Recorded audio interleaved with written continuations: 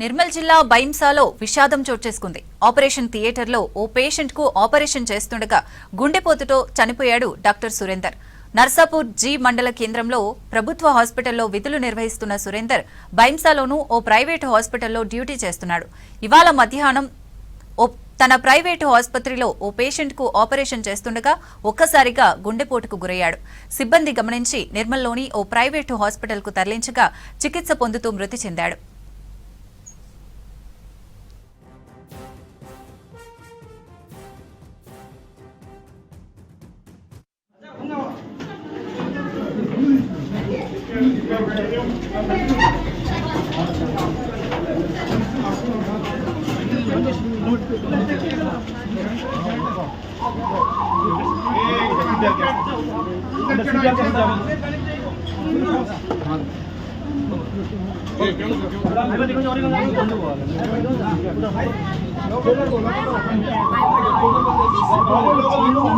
Oh.